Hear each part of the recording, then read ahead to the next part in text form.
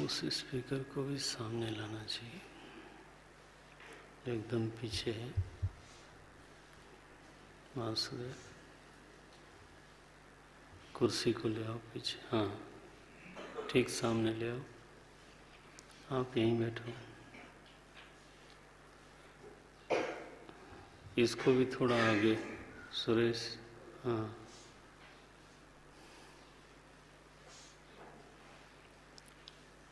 इधर इस खंबे के पास।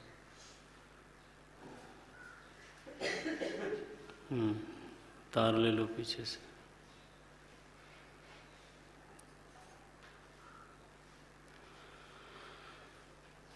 नारायण।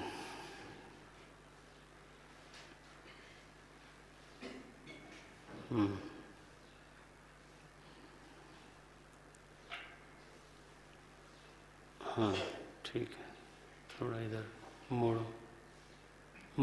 कुर्सी वहीं रखो, उस तरफ की तरफ करो। कुर्सी वहीं रखो। बस बस, ये ठीक है।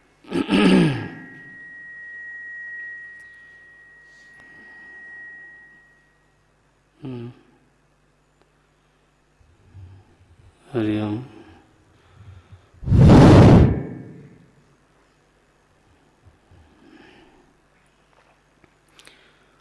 इसका स्टूल हुआ करता था, वो क्या आ गया?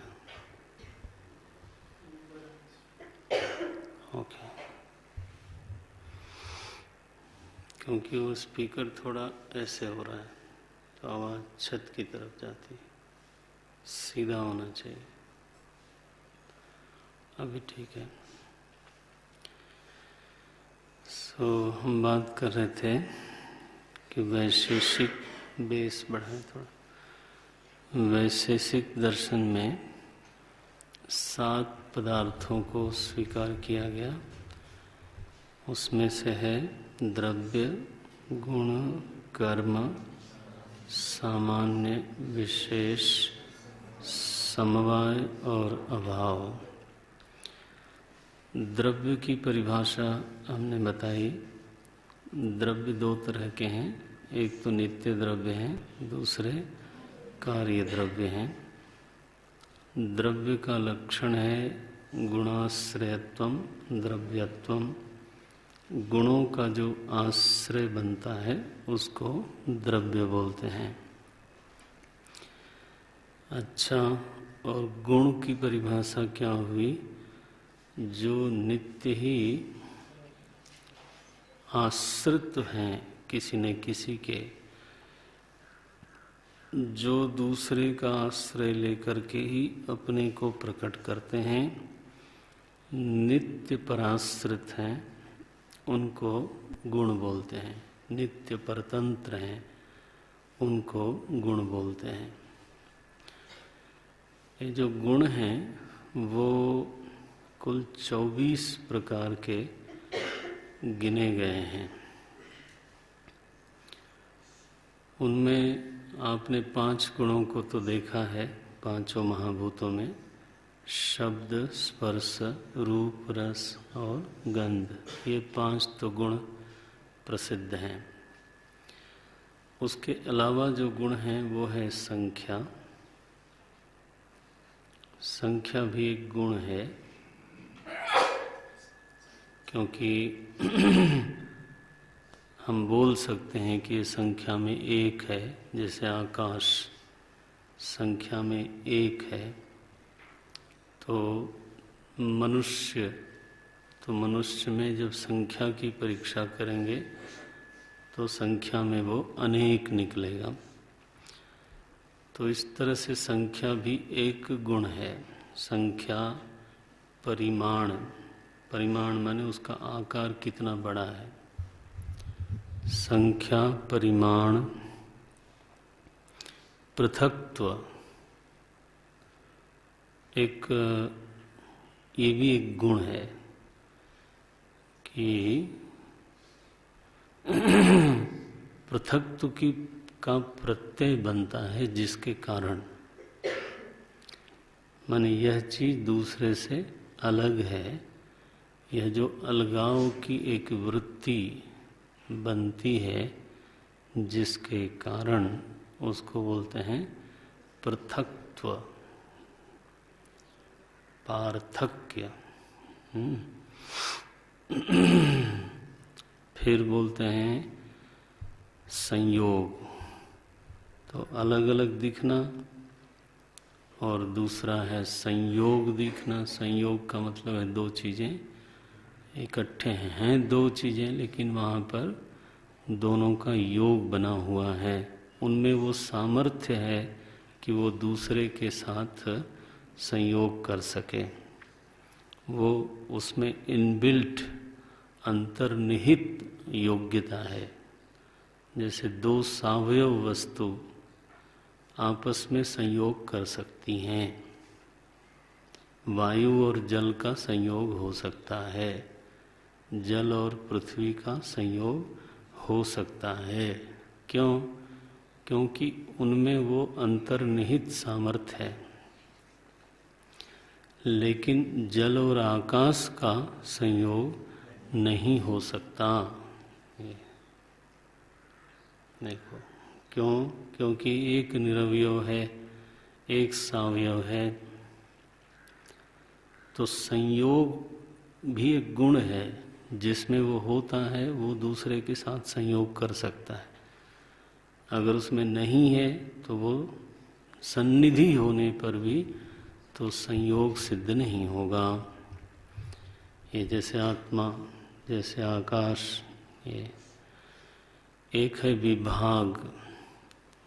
अब देखो पृथक तो एक चीज हो गई, अब उसी के साथ ही मिला हुआ एक गुण है विभाग।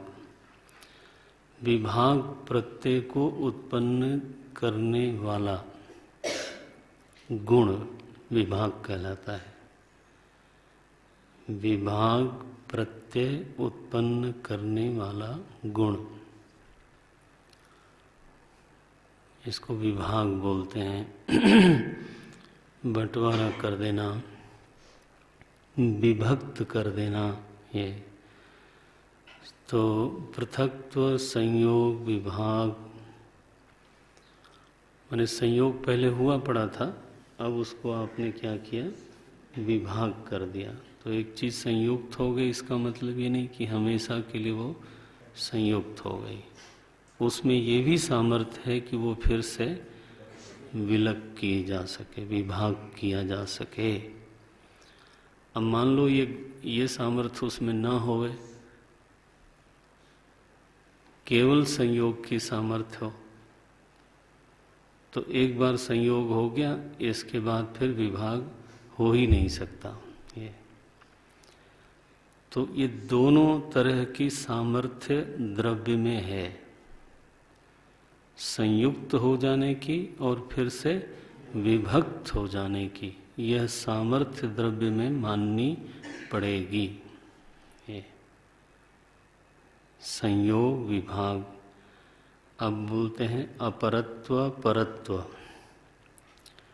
अपरत्व का मतलब क्या हुआ? दूसरापन, अदरनेस, है ना। अपरत्व,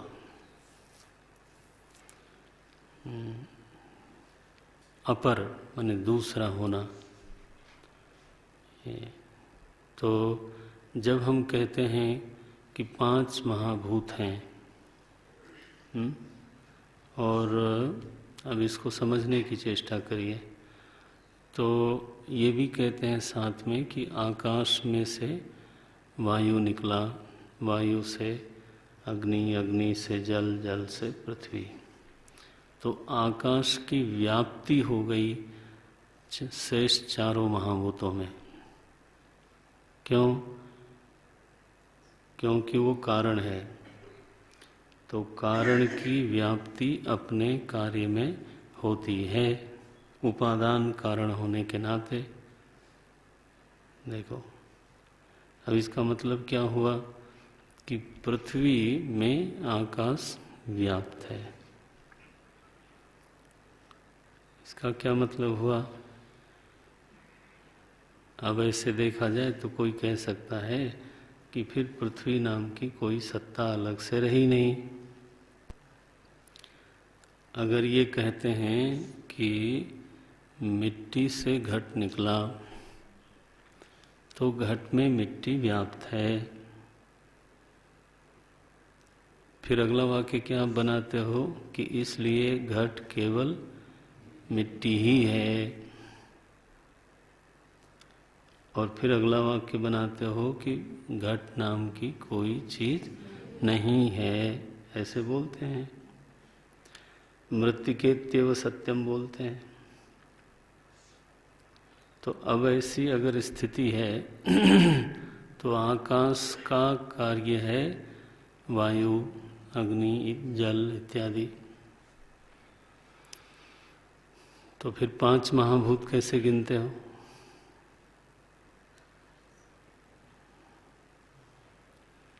तो अब देखो, आकाश व्याप्त है, आकाश ही है, ऐसा अगर हम कहना शुरू करेंगे तो 5 की संख्या तो बन नहीं सकती।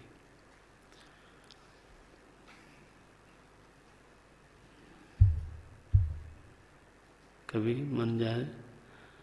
अच्छा, मान लो कहें कि नहीं, आकाश के अलावा 4 महाभूत हैं, तो क्या समस्या आएगी?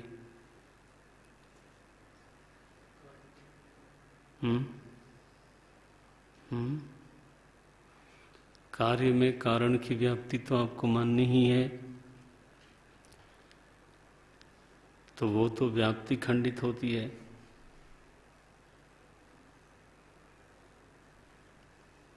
क्या करेंगे?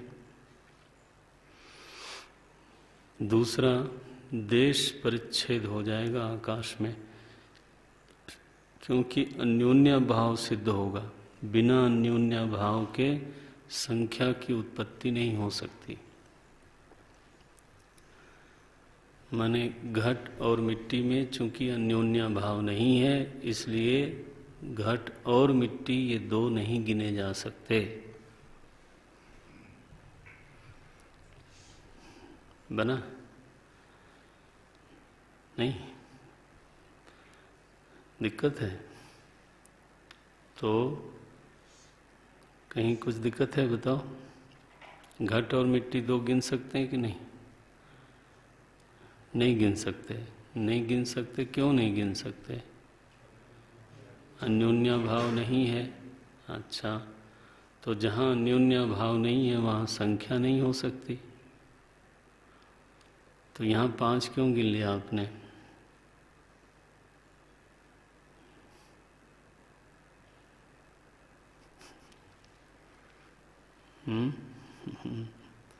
यहाँ तो आपने वहाँ 2 गिनने को राजी नहीं है, यहाँ जो है 5-5 गिने बैठे हैं।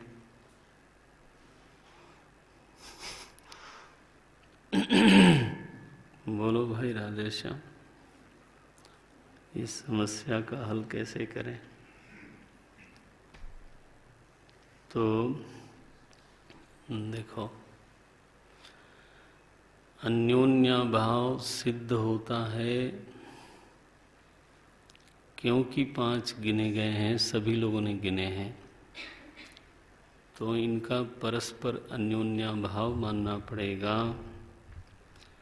और अन्योन्या भाव मानने का मतलब है कि 5 के 5 एक दूसरे में नहीं है, माने उनका देश परिच्छेद हो गया।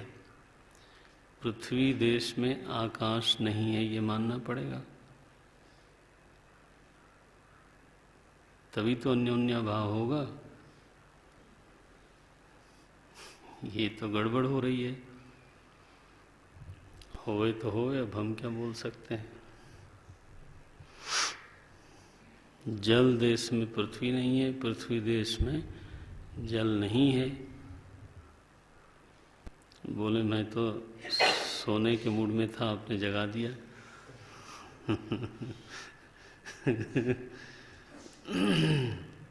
तो जगा दिया तो अब जागो फिर।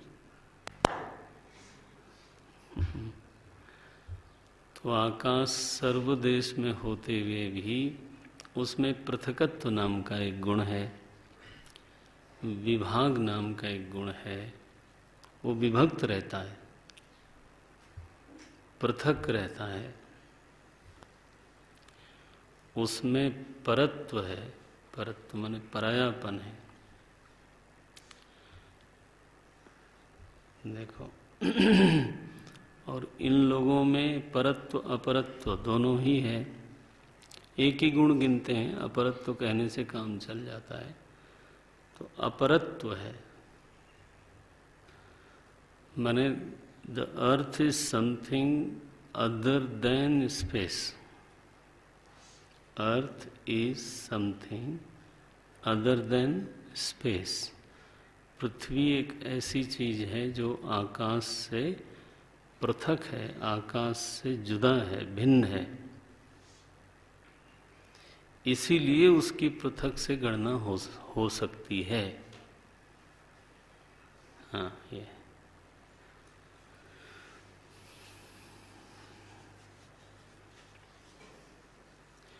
आकाश व्यापक होते हुए भी संयोग नहीं करता, क्योंकि उसमें संयोग नाम का गुण नहीं है। तो किसी का सन्निकर्ष में होना संयोग का हेतु नहीं बन सकता यदि उसमें संयोग नाम का गुण विद्यमान न हो। ये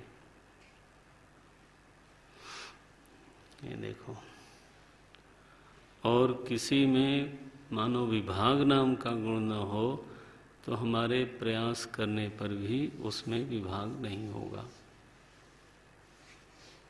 ये देखो, अथवा जिस तरीके से हम विभाग करना चाहते हैं, अगर वह तरीका वहाँ कामयाब न हो तो विभाग नहीं होगा।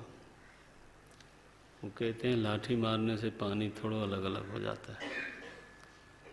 तो उसका मतलब है पानी को अलग किया जा सकता है, उसमें विभाग गुण है, लेकिन लाठी से विभक्त करने लायक गुण नहीं है।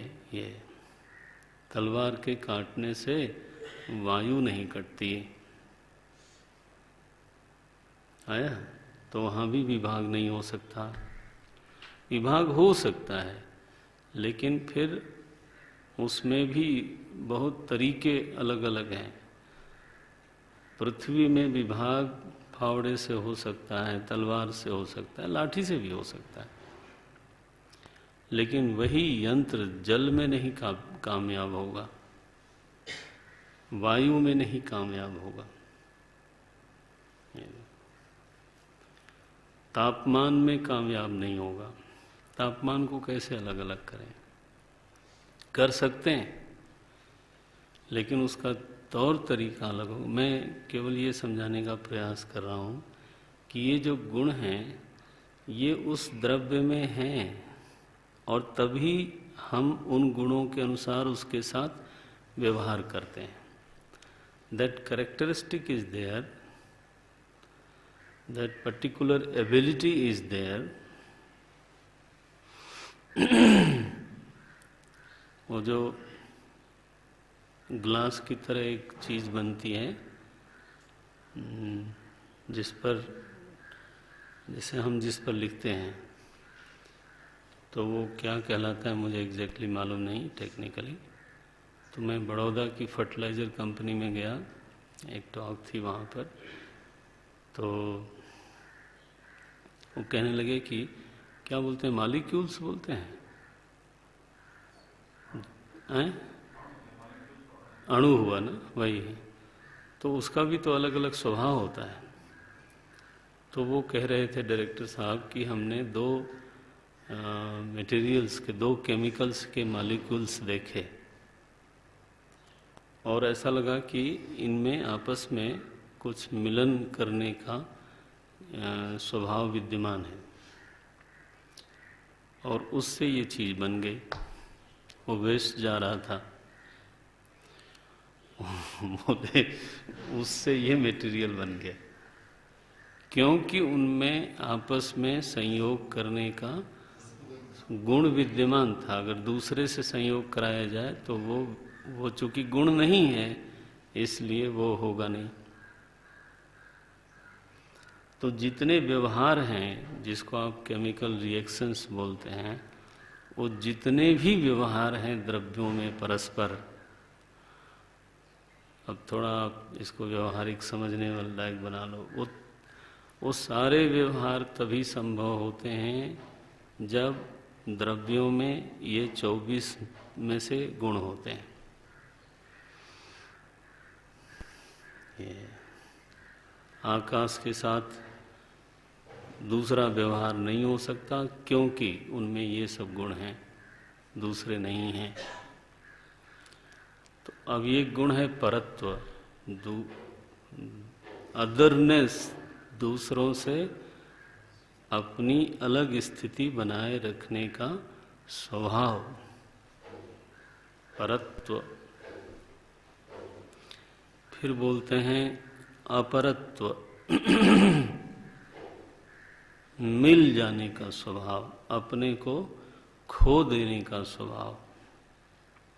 परत्व अपना परायापन बनाए रखना, अपरत्व माने क्या हुआ, अपने को पूरी तरह से खो देना।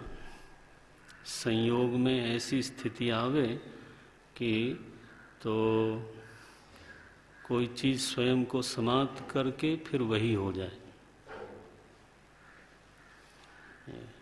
अपरत्व होने की सामर्थ्य। इसलिए फिर कई बार दो चीज़ें ऐसे मिलती हैं, दो केमिकल ऐसे मिलते हैं कि दोनों के ही अपने धर्म लुप्त हो जाते हैं और एक तीसरा पदार्थ प्रकट होता है।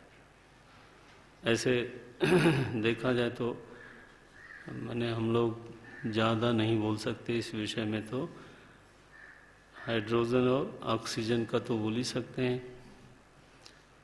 अब उनमें दोनों ही अपना धर्म खो देते हैं। एक खास तरह से उनको जब मिलाया जाता है तो चूंकि उनमें संयोगज गुण है इसलिए वो मिलते हैं। अगर नहीं होता तो मिल नहीं सकते थे, मिलते हैं। और उनमें अपरत्व नाम का गुण है तो दोनों अपने को खो देते हैं और फिर जल की सृष्टि हो जाती है। फिर उनमें विभाग नाम का गुण है, इसलिए वो फिर से विभक्त किए जा सकते हैं, वापस अपने पूर्व रूप में आ सकते हैं। ये देखो, कोई ऐसे केमिकल्स भी हैं जो कि परत्व वाले ही हैं, माने अपनी सत्ता को वो अलग से ही बना के रखेंगे। ये वो डिसॉल्व नहीं होंगे, वो मिल नहीं सकते पूरी तरह से, क्योंकि उनमें वही गुण है। अब उन गुणों को ध्यान में रख करके फिर उसके साथ जो भी व्यवहार करना होगा किया जाएगा। तो व्यवहार पर ही ज़्यादातर केंद्रित है चीज़ें, लेकिन फिर उसका भी बड़ा ही सूक्ष्म अध्ययन हुआ है।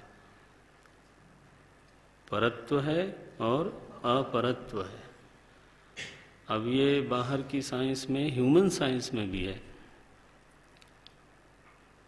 कोई कोई व्यक्ति है जिसमें परत्व है, कोई कोई व्यक्ति है जिसमें अपरत्व है, किसी में दोनों है, किसी में संयोगज है, किसी में विभाग है।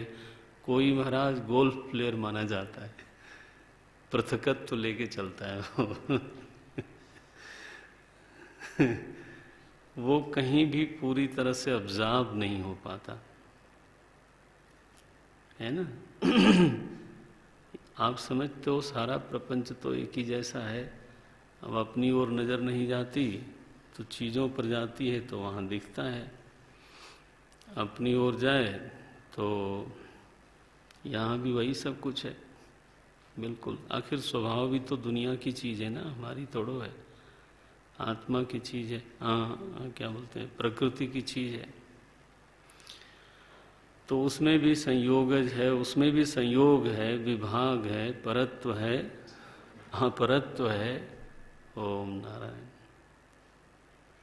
कोई कोई ऐसे व्यक्ति होते हैं हमारा परिवार में, संस्था में, समाज में तिरोहित हो जाते हैं, जहाँ भी समाज में जिस जगह भी गए वहाँ उनमें अपरत्व है, समाहित हो जाने की, उस पूरे ढांचे के साथ एकीभूत एक रूप हो जाने की सामर्थ्य है। कोई है महाराज बिल्कुल नहीं, वो एक खूंटे की तरह तो लोग बोलते हैं ये एडजस्ट नहीं करता है, ऑब्जर्व नहीं करता अपने आप को। अब हम ले आपको व्यवहारिक में ले आए, अभी तो हम इधर ही चलते हैं। लेकिन ये ध्यान रखना, ये दर्शन कोरे रह जाएंगे अगर आप उसको अप्लाई नहीं करोगे। ऋषि लोग जो हैं इन चीज़ों को देखते रहते थे और वो गुण देखते थे कि ये गुण इसमें है, इसमें नहीं है, इसमें है, इसमें है। गिन डाला उन्होंने कि एक द्रव्य में ये सब गुण 24 हो सकते हैं। तो शब्द स्पर्श रूप रस गंध तो आप खूब रट गए। अब 5 के 24 हो गए, बताओ, परिवार नियोजन ही नहीं है।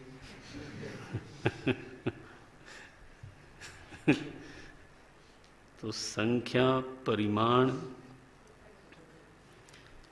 पृथक्त्व, संयोग, विभाग, परत्व, अपरत्व, अब आया एक गुरुत्व। गुरुत्व माने भारी होना, ये भी गुण है। अब वेदांत तो इन बातों की चर्चा बहुत जरूरी नहीं समझता, आप समझते हो ना। वो कहते हैं ये तो क्या है, ठीक है यार, समृद्ध सत्य है ये। तो वो कहेंगे मृत्यु के तेव सत्यम, भार तो मिट्टी का है, घट का किधर से आया, बाहर कुछ होता ही नहीं। देखो स्टैंड पॉइंट बदलने पर ये बात सच भी है, लेकिन वो गुण होता है। सब चीज़ का भार एक जैसा होता नहीं। रुई का अलग है, लोहे का अलग है, सोने का अलग है। आर्किमिडीज को यही समस्या दी गई थी कि इतना सुंदर मुकुट बना हुआ है, 2 बन गए एकदम हूबहू। अब उसको विद्वान होने की सजा मिली।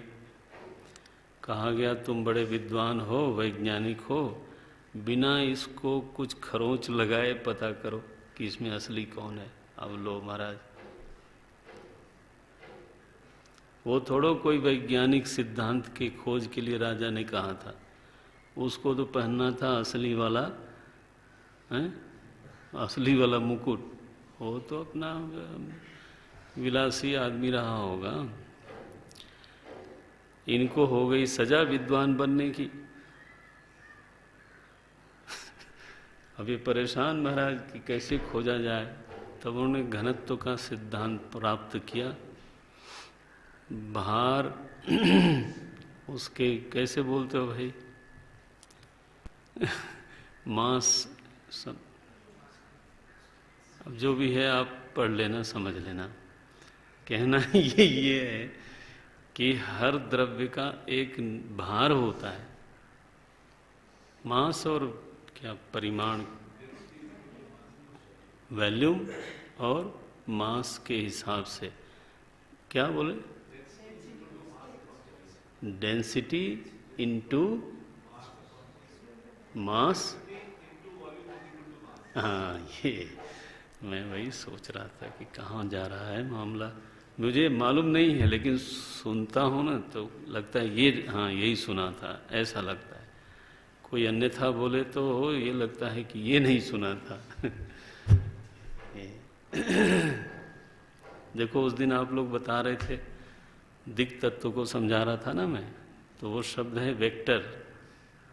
यही बोला था ना, वेक्टर। तो speed plus direction, speed into direction है ना, with direction, yes, is called vector. और speed without direction is speed, that's all. So direction जो है वो क्रिएट करती है वेक्टर को। ये इसलिए साइंस ने दिक् तत्व का अपना रोल माना है, स्पेस से अलग।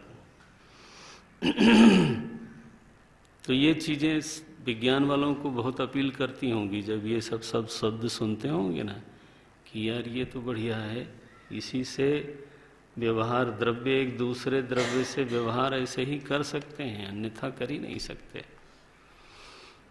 तो गुरुत्व एक गुण है, हर वस्तु का जो गुरुत्व है वो अलग अलग है, उसके डेंसिटी के अनुसार, माने उसकी सघनता के अनुसार, घनत्व जिसको बोलते हैं, और उसका जो परिमाण है, वॉल्यूम, उसके अनुसार फिर उसका बनता है भार। तो अब रुई है, अब उसमें डेंसिटी नहीं है, और उसका परिमाण कितना है, एक बोरा ला के रखो, पता चला 15 किलो है। लोहे की डेंसिटी कितनी है, सघनता कितनी है, तो भले परिमाण उसका कम हो, लेकिन उसकी सघनता की वजह से उसका भार अलग हो गया बना। तो हर द्रव्य के भीतर सघनता और परिमाण का भेद होते होते होते होते तो सब चीज का तो भार भी अलग है, ये भी एक गुण है। और इसको खोजते रहते हैं लोग कि हल्की और मजबूत चीज कैसे बनाई जाए। एक दिन मैं IIT कानपुर में था, तो एक केमिकल इंजीनियरिंग कर रही थी हमारे युवा केंद्र की लड़की थी। तो उसने कहा कि हम उस पदार्थ की खोज करते हैं कि जैसे समझाया उन्होंने कि जैसे अगर मुझे हवाई जहाज़ बनाना हो तो ऐसा कोई मटेरियल निकले जो वायु के को बर्दाश्त कर सके, टेम्परेचर को कितनी दूर तक बर्दाश्त कर सकता है, ठंडक को कितनी दूर तक बर्दाश्त कर सकता है, वजन को कितना बर्दाश्त कर सकता है, प्रेशर को कितना बर्दाश्त कर सकता है, और उसके अलावा हल्का हो। अभी क्योंकि उसको ढोना है ऊपर, तो ये जितने मटेरियल आपको आजकल नए नए लगते हैं, कारों में दिखाई देते हैं, पता चला लोहे और स्टील का बहुत ही कम काम है। ये आया कहाँ से? ये बनाए गए ना, केमिकल खोजे गए, उनके गुणों की जांच करके करके उस पर पूरी एक साइंस खड़ी है। ये तो वो बोलते हैं कि एक भार नाम की चीज भी है, गुण है वो, गुरुत्व। फिर बोलते हैं एक शब्द है द्रवत्व। कोई चीज द्रवित होने की संभावना रखती है या नहीं, अब आप देखना कुछ छूट न जाए। लोहा जो द्रवित होने का स्वभाव नहीं रखता, दिखाई देता है, खोजने पर पता चला कि नहीं नहीं, इसको भी तापमान में अगर डाला जाए तो ये वैसे ही बहता है जैसे पानी बहता है। राउरकेला वाले तो ज़्यादा ही जानते होंगे ऐसे बहता है, मैंने टीवी पर देखा है महाराज, दूर दूर से सोना चांदी ये सब द्रवित होने वाली धातु हैं। मिट्टी द्रवित हो सकती है। अरे बोले मिट्टी कैसे? देखो कई लोगों की भौहें इधर उधर हो गई। ज्वालामुखी जब फटता है जनाब, तब फिर वो लावा ऐसे बहता है जैसे कि पानी चला आ रहा हो, ड्यू टू टेम्परेचर। लेकिन लकड़ी द्रवित हो सकती है कि नहीं है? मेरे तो सोच में नहीं आता, आपके आता हो तो मैं कह नहीं सकता कि अगर उसको कोई बहुत ही ज्यादा द्रव्य हो तो भस्म हो जाएगी। तो द्रवत्व भी सबका धर्म नहीं हो सकता, कहना ये है। किसी का गुण है, किसी का नहीं है। पानी का स्वाभाविक रूप से वही है, और ठोस होने के लिए उसके लिए कारण चाहिए। लेकिन जिसको आप कहते हो लोहा, सोना, चांदी, बाकी चीज़ें, यहाँ तक कि मिट्टी, वो भी द्रवित होने का स्वभाव रखती हैं, केवल उनको निमित्त प्राप्त हो जाए ठीक से। तो कुछ चीज़ें ऐसी हैं जो द्रवित होने का स्वभाव बिल्कुल नहीं रखती, आप चाहो तो भी वो द्रवित नहीं हो सकती। तो द्रवत्व भी एक गुण है जो द्रव्यों में निवास करता है। वाह! अग्नि द्रवित होती है कि नहीं? बोले अग्नि वग्नि द्रवित नहीं होती। हाँ, अग्नि द्रवित भले कर दे, लेकिन अग्नि स्वयं द्रवित नहीं होती। क्या? व्यावहारिक दुनिया भी बड़ी विचित्र है, बल्कि यही ज्यादा विचित्र है। सत्य तो बहुत सरल है, सच्चिदानंद ब्रह्म, बस शांति करो। झंझटी तो प्रपंच है, इसमें रहना भी झंझट, इसके बारे में सोचना भी झंझट। नहीं, लेकिन इस झंझट से ही पार निकलते हैं, बिना सोचे नहीं निकल सकते। सो द्रवत्व तो एक गुण बताया इन्होंने। एक बताया स्नेह।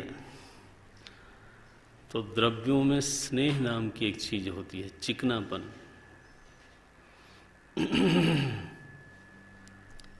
तो जल में जैसे बहुत कम होगा, शायद नहीं होगा, लेकिन थोड़ा बहुत तो होगा मेरे ख्याल से। दूध में ज़्यादा है, घी में ज़्यादा है, फिर और तेल में है, सभी चीज़ों में थोड़ा बहुत होता है चिकनापन, किसी में नहीं होता है। तो कौन से द्रव्य हैं जिसमें स्नेह है, स्नेहवान है? जिमि खगेश जल कई चिकनाई, भगति कैसे बोलते हैं? जाने बिन होय प्रतीति, बिन प्रतीत होय नहीं प्रीति, प्रीति बिना नहीं भगति दृढ़ाई, जिमि खगेश जल के चिकनाई। जल द्रव रूप में लगता है, लेकिन उसमें चिकनापन तो होता नहीं।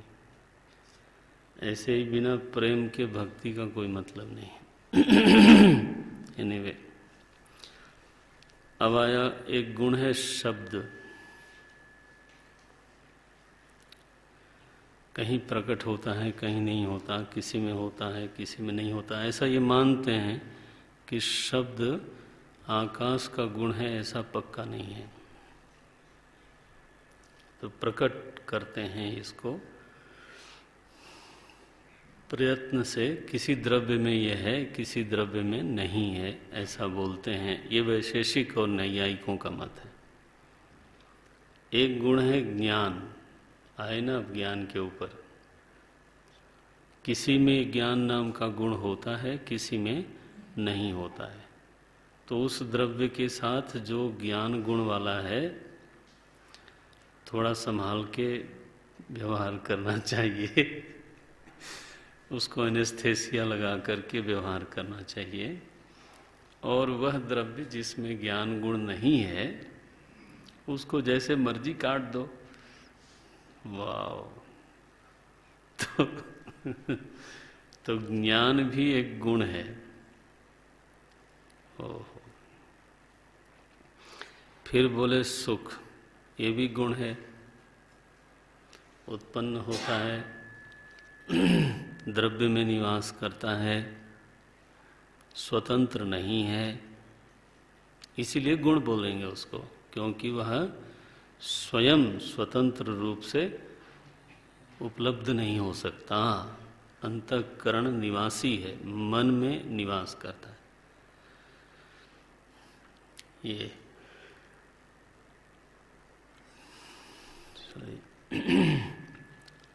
दुख नाम का गुण है, वो भी गुण है एक। इच्छा नाम का एक गुण है, वो भी गुण है। द्वेष नाम का एक गुण है, इच्छा का ही दूसरा रूप है। प्राप्त करने की चाह इच्छा कहलाती है और दूर हटाने की चाह को द्वेष बोलते हैं। ये है दोनों चाह ही, इच्छा ही है। प्रयत्न नाम का एक गुण है। धर्म नाम का एक गुण है, अधर्म नाम का एक गुण है।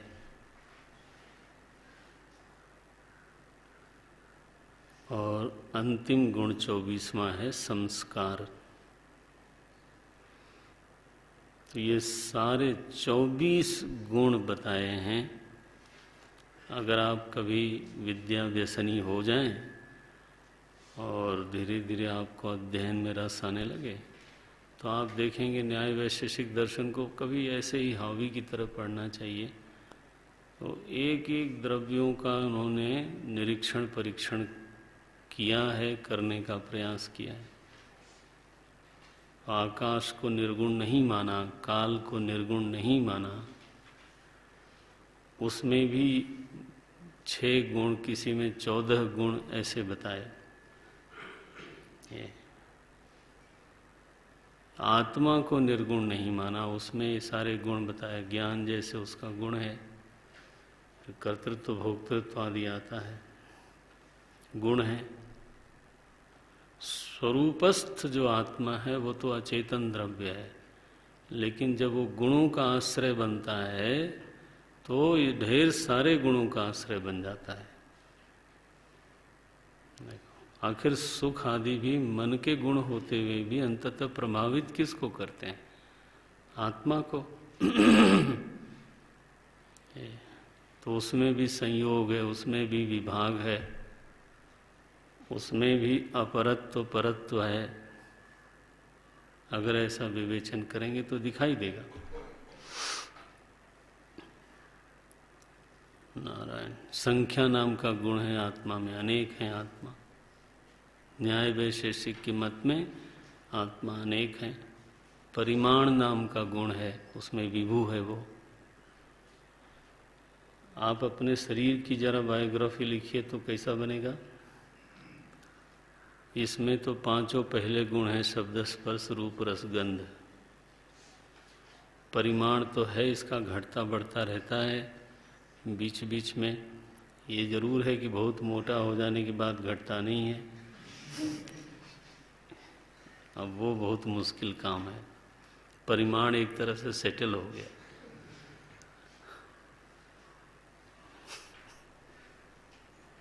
कोई लोग बढ़ाने की चेष्टा, एटलीस्ट मैं चाहता हूं कि इनका बढ़ जाए परिमाण, वो बढ़ता ही नहीं। किसी किसी का मैं चाहता हूं कि न बढ़े, अब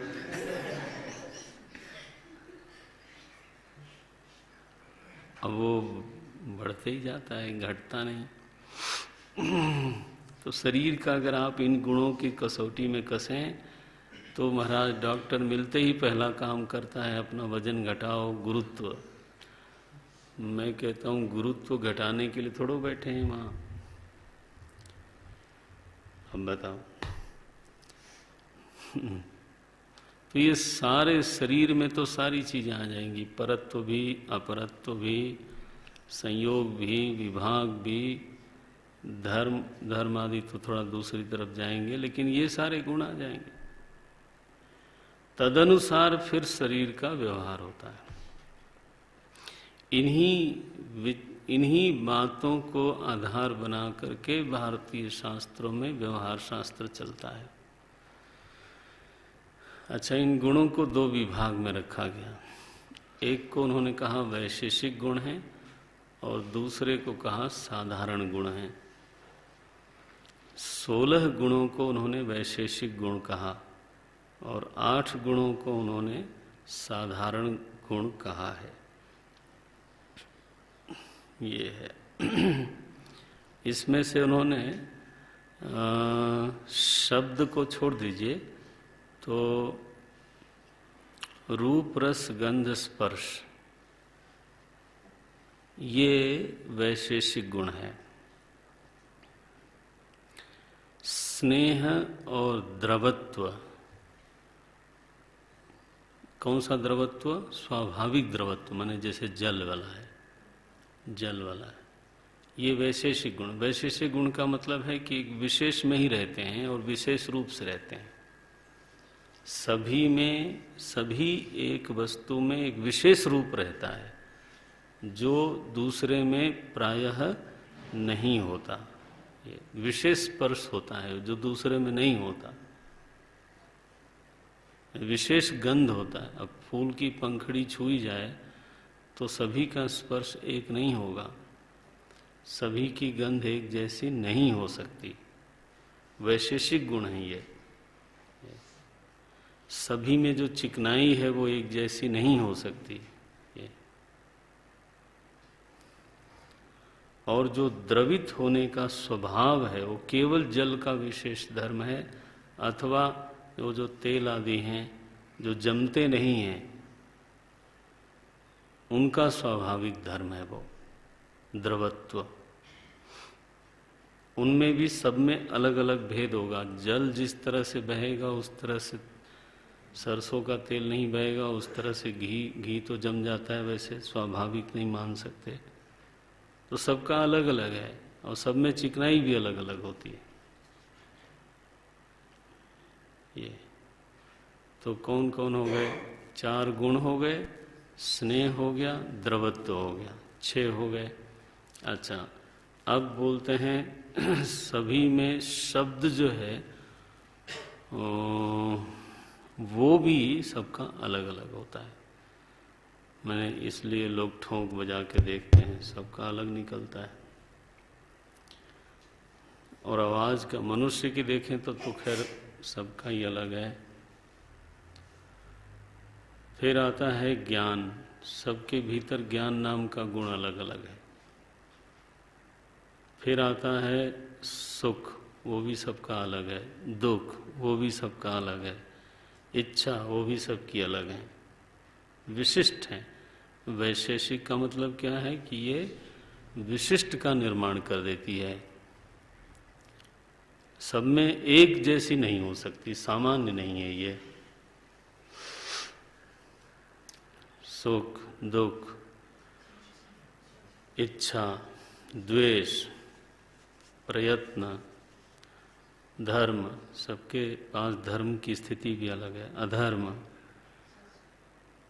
प्रयत्न और संस्कार, हाँ अंतिम संस्कार, ये वैशेषिक गुण हैं। और साधारण गुण क्या हुए? तो बोलते हैं संख्या, परिमाण, पृथकत्व, संयोग, विभाग, परत्व, अपरत्व और गुरुत्व, ये साधारण गुण है। नारायण। इस तरह का विभाग करते हैं लोग। तो ये गुणों का लक्षण हो गया। 7 पदार्थों में गुण पर थोड़ी सी ज़्यादा चर्चा हो गई। ये हम लोगों ने थोड़ा ही देखा था, अब ये विस्तार हो गया इसका। तो 24 तरह के गुण माने जाते हैं। फिर सामान्य की परिभाषा हो गई, विशेष की हो गई, समवाय की हो गई, अभाव की भी हमने बताया, वह वस्तु जो नहीं है वो 4 प्रकार का होता है। तो वैशेषिक दर्शन में प्रमेय की प्रधानता से विचार हुई, उसमें 7 पदार्थों की गिनती की गई। उसमें से एक पदार्थ है द्रव्य जो 9 प्रकार का होता है, और एक पदार्थ है गुण जो 24 प्रकार का होता है। ऐसे आप गिन डालो। अच्छा भाई,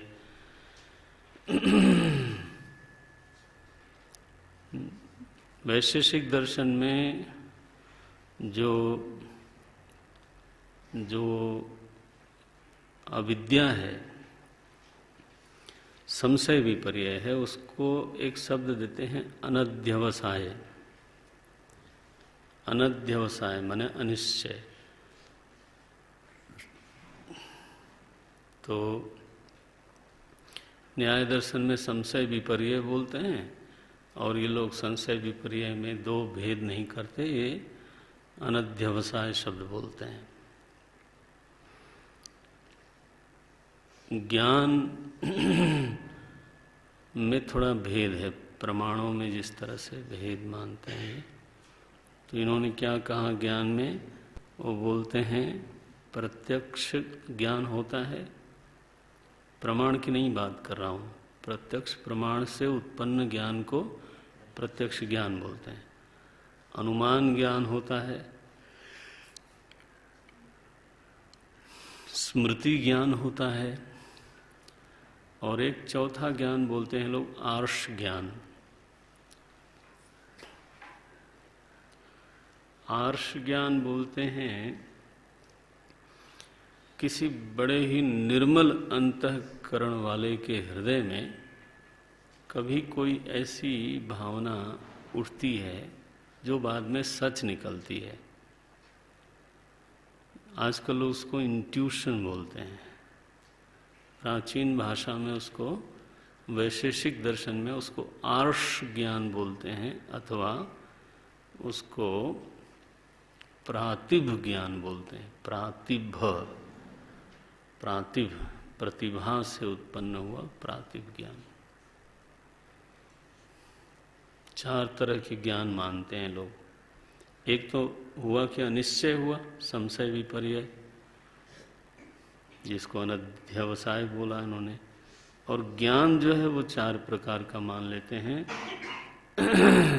प्रत्यक्ष ज्ञान, अनुमान ज्ञान, स्मृति ज्ञान और आर्ष ज्ञान। न्याय दर्शन ने स्मृति ज्ञान को ज्ञान नहीं माना। उन्होंने कहा भाई स्मृति तो अनुवाद है, पहले ज्ञान हुआ था उसी को फिर से आपने स्मरण कर लिया तो ज्ञान का ही ज्ञान हुआ। स्मृति कोई प्रमा नहीं है, स्मृति तो अनुवाद है। वेदांत भी यही मानता है। हाँ, स्मृति केवल अनुवाद करती है, अनुवदन। पहले से जो चीज प्राप्त है उसी का उसने पुनः कथन कर दिया, पुनः स्मरण करा दिया। अगर पहले से गलत चीज का ज्ञान है तो गलत चीज का स्मरण हो जाएगा, और सही का है तो सही का। माने ऐसा थोड़ो है कि जो भी स्मृति में आता है सब सही होता है, बिल्कुल नहीं। लेकिन वैशेषिक दर्शन का ऐसा कहना है कि स्मृति भी एक ज्ञान है। और ध्यान रखना, आर्ष ज्ञान जो है उसको भी कोई बहुत आदर की दृष्टि से वेदांत नहीं देखता, कम से कम। जिसको लोग आर्ष ज्ञान कहते हैं, इंट्यूशन जिसको बोलते हैं। हालांकि दुनिया में इस तरह की बात देखी जाती है, सुनी जाती है। आजकल काफ़ी शब्द की चर्चा होती है। इंट्यूटिव होता है आदमी, इंट्यूशन होता है। अभी कानपुर में था तो इस विषय पर एक दिन चर्चा हुई, इंट्यूशन क्या होता है। तो अब उसमें मेरा तो ऐसा ही मत था कि इंट्यूशन नाम की कोई चीज़ नहीं होती, ये एक प्रकार का अनुमान ही है। ऐसा मेरा निर्णय था, मेरी समझ अभी भी यही है। आपके पास अच्छी तरह से मेहनत करके बहुत सारी चीज़ें डेटा बैंक में हैं, और जब कोई समस्या आती है तो मन इतना कुशल हो गया कि वो प्राप्त ज्ञान के आधार पर एक सल्यूशन सामने ले आता है, और आपकी उसमें कोई भूमिका कई बार नहीं होती। Since you don't have any role to play there, then you conclude this way कि ये तो मेरे भीतर से इंट्यूशन हो गया। डॉक्टर साहब एक थे वहाँ पर, अच्छे, बहुत अच्छे डॉक्टर हैं। क्या बोलते हो आप, आँख ENT स्पेशलिस्ट। बहुत बड़े सर्जन हैं, तो वो कह रहे थे कि मैं देखता हूँ मरीज को और बहुत बार जो है हमारे दिमाग में यही आता है कि ऐसे हो जाना चाहिए, और हम भगवान का नाम लेके कर देते हैं, वो हो भी जाता है। तो उसको इंट्यूशन जैसा आदमी समझता है, लेकिन वो होता ये है कि पहले की इतनी कमाई है, and the mind has become very expert. So when the problem is placed before you, the mind produces a solution without asking you. Yeah. So since you do not have any role to play, you feel that it has come from God or someone. But suppose you don't know the medical science, और फिर आप बताओ कि ये operation ऐसे कर देना चाहिए, तब मज़ा आ जाए। फिर वो सामने वाले का कुछ हो जाएगा, आपका चाहे कुछ हो चाहे ना हो।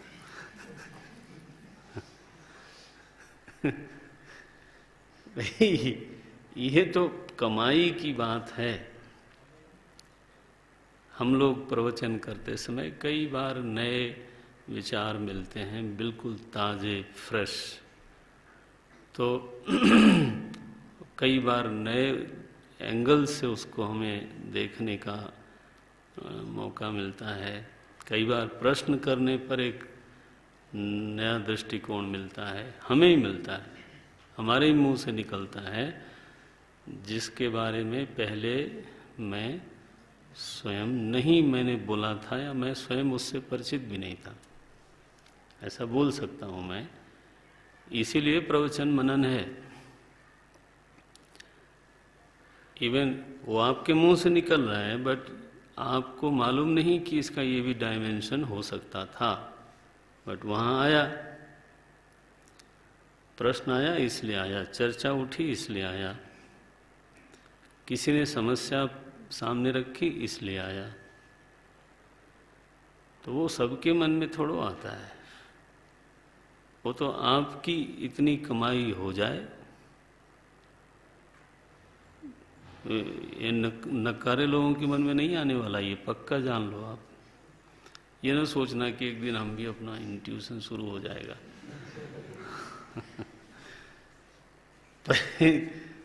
पहले भरपूर कमाई होनी चाहिए, और फिर मन में इस तरह का कौशल सिद्ध हो जाता है कि समस्या आते ही वो पूर्व की कमाई का आधार लेकर के मन एक चीज सामने रखता है। It has the inbuilt capacity to produce the solution. उसको आप क्या बोलोगे?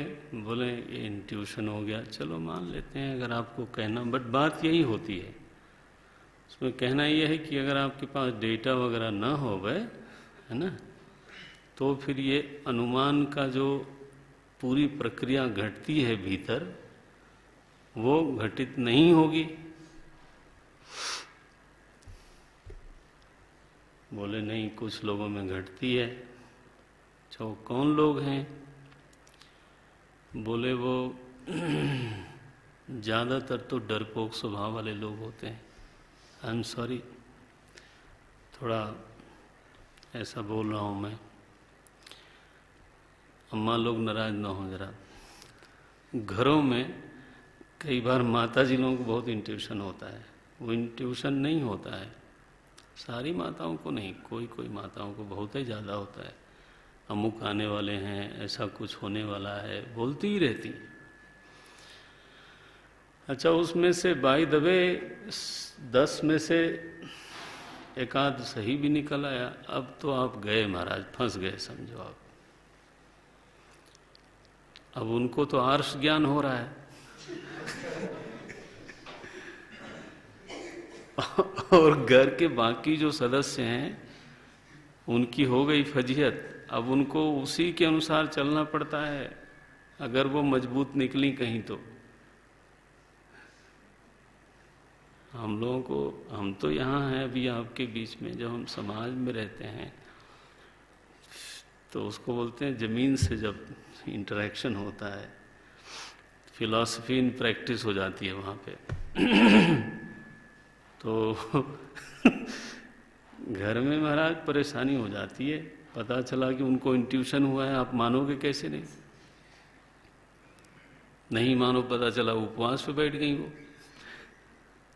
रो रही हैं। अब क्या कर लोगे आप? चलो करो, चाहे दिखावा ही करो, चाहे करो, आपको बिल्कुल फेथ ना हो तो भी करो।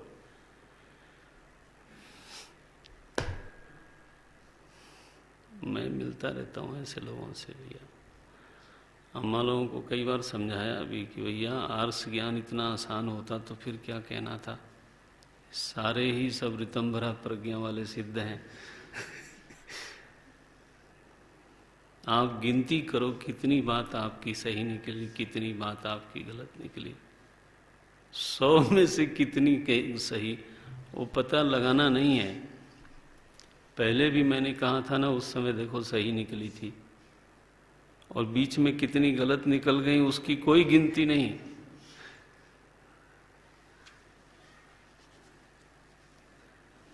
बट वैशेषिक दर्शन जरूर आर्ष ज्ञान को स्वीकार कर लेता है।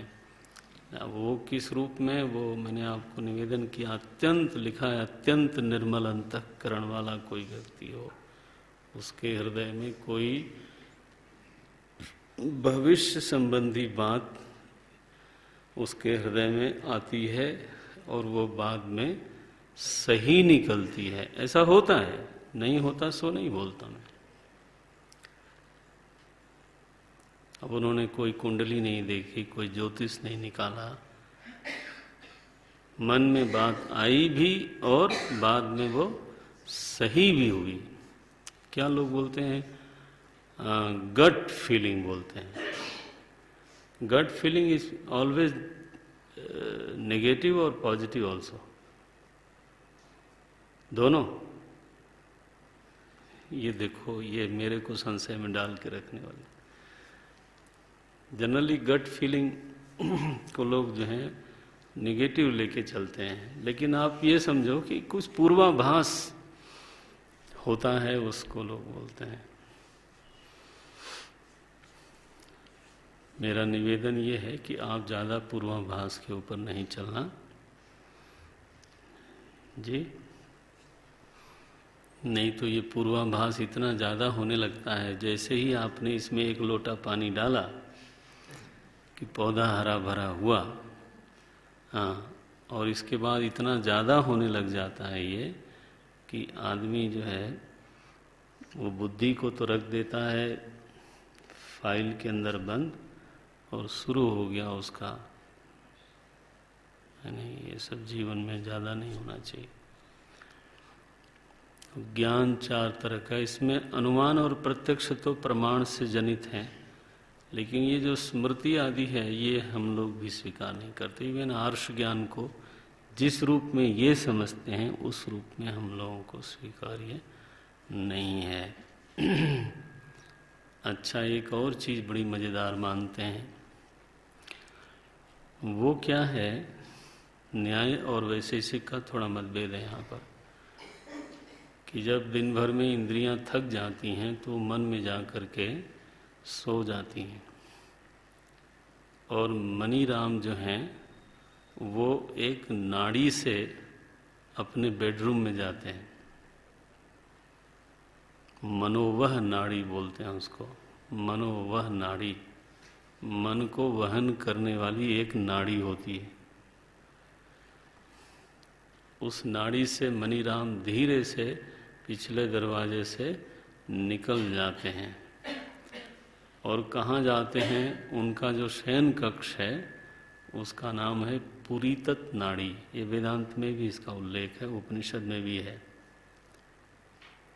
पुरीतत नाड़ी गले में कहीं होती है, यहीं कहीं होती है। भोजपुरी में बोले तो नटई, नटई में होती है, नटई में।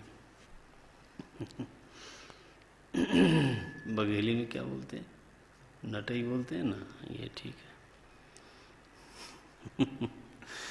तो गले में होती है, वो सो जाता आदमी। पुरीतत नाड़ी में जो पित्त है वो इतना तीव्र है कि वो मन को अभिभूत कर देता है, और वो संघात चेतना से एकीभूत हो जाती है।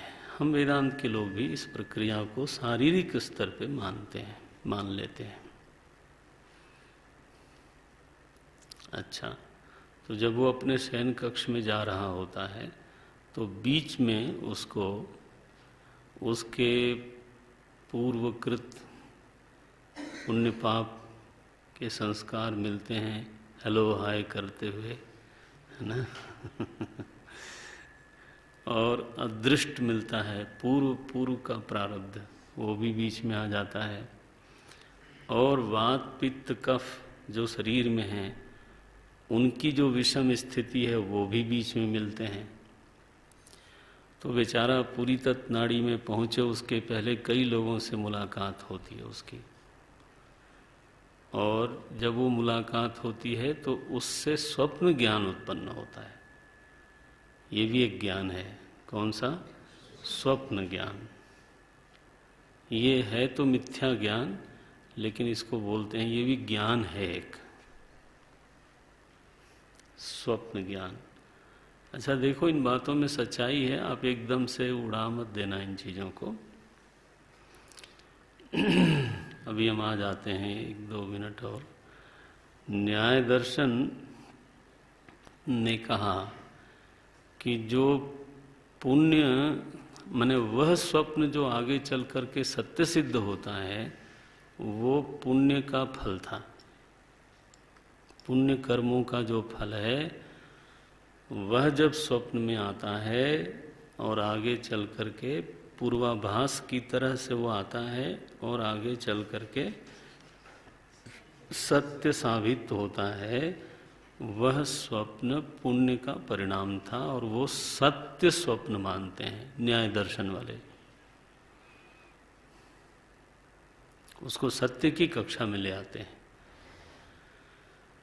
क्योंकि वो आगे सत्य सिद्ध हुआ। और जो स्वप्न आगे चल के कोई सत्य सिद्ध हुआ नहीं, पूर्वाभास था नहीं, ऐसे ही कुछ दुख देख करके या ऐसे परेशान करके चला गया, ऐसे ही आ गया, एक दृश्य चला गया, उसको ये लोग असत स्वप्न बोलते हैं और वो अधर्म का परिणाम होता है।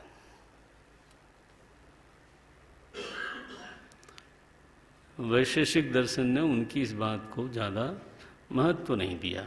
उन्होंने कहा भाई स्वप्न तो स्वप्न है, इसमें एक को सत्य कहना एक को असत्य कहना ये नहीं जमता है, तो दोनों ही असत्य हैं। हालांकि समाज में इस तरह से कहने वाले लोग हैं कि मुझे स्वप्न आया और वो सिद्ध हुआ, ऐसा होता है। भक्त लोगों के स्वप्न में भगवान आते हैं। अब उनसे कह दिया जाए कि वो झूठा था तो महाराज बहुत कष्ट होगा उनको, हैं। वो तो भक्ति शास्त्र में तो महिमा है, स्वप्न में भगवान ने दर्शन दिया, आदेश दिया, ऐसे भी आता है। तो इस अनुभव की भी व्याख्या होनी चाहिए। न्याय दर्शन ने ऐसा कहा कि वो पुण्य कर्म का फल है, ये बोल देते हैं। स्वप्न ज्ञान तो ये हो गया।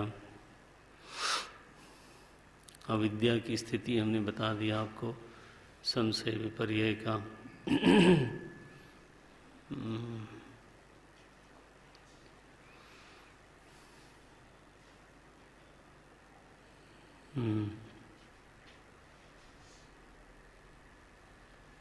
बाकी कोई विशेष भेद नहीं है न्याय दर्शन और वैशेषिक दर्शन में। कल थोड़ी बहुत बात करेंगे तो करेंगे।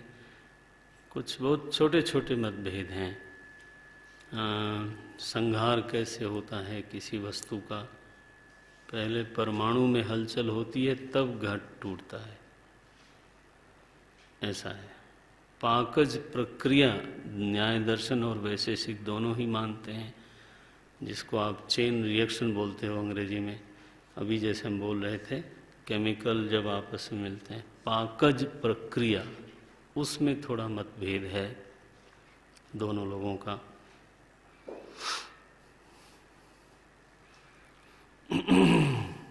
बाकी मुक्ति की अवस्था एक जैसी मानी है। साधन के विषय में यहाँ भी कोई विशेष चर्चा नहीं है। जैसा न्याय ने माना वैसा इन्होंने मान लिया, तो बाकी ठीक है, बाकी कोई बहुत भेद दिखता नहीं है। कल उसको समाप्त करके फिर मीमांसा दर्शन की ओर बढ़ेंगे। आज इतना ही रखते हैं। ओम।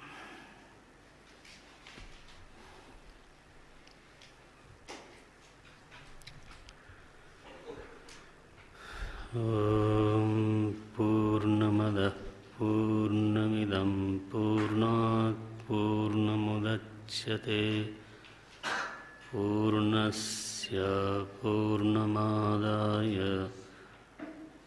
पूर्णमेवावशिष्यते।